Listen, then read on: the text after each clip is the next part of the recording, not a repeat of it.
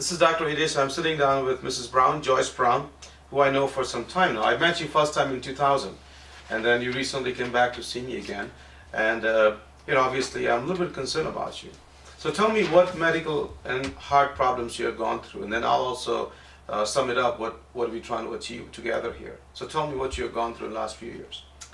Well, about 5 years ago, I fell and it ruptured the disc in my back, L4 and 5, and has continually just got worse and worse. And any shots that I got did not work anymore, so I am in excruciating pain 24/7, and I have to be on high-powered pain medicine, which is very habit-forming and I don't like. And right now, as I understand, you're going through some stress because you're trying to help your family too. Yes. So you're putting your family before you right now. For the last 6 months I've been seeing you. Right. And as a mom, I understand every mom would do it, and probably most dads would do it. But I always said that if you don't take care of yourself, you're burning candles at both ends, and one day when the candles runs out, your daughter doesn't have any help, you don't have any help. So Right. always do a little bit for yourself before you do anything for anybody. And I know it's hard as a mom to understand and kind of grasp that, but that's the way it is. And I'm telling you as a doctor, I'm telling you as a prescription. So having said that, when I saw you, you have had heart blockage, remember? And we are watching that. You also have some leg blockage. You also have some kidney issue. You also have some neck blockage. We're trying to control your cholesterol. You also have asthma. And a brain aneurysm. And history of brain aneurysm. So, and blood pressure is difficult to control. So we're working a lot of things together right now. And I understand, I think you're trying your best to work with me and with Dr. Javier and with Dr. Barudi. But I think eventually time is going to come where all the things you can do for prevention, and how hard it is for you to quit smoking. Impossible. I've tried and tried and I just can't seem to conquer it. What do you think I can do or anyone can do?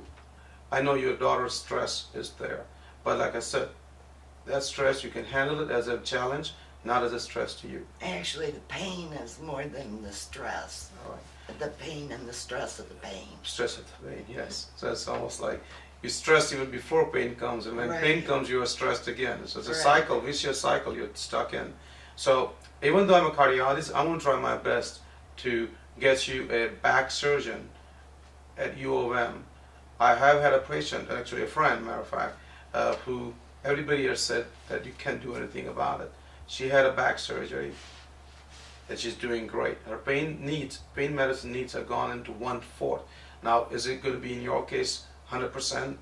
I don't know. But I think it would be smart, the way you're living the life right now, and you have the insurance to go and see a back surgeon. It's an effort for you to make. But right now you're just suffering day and night. It's worth making one trip. That's number one.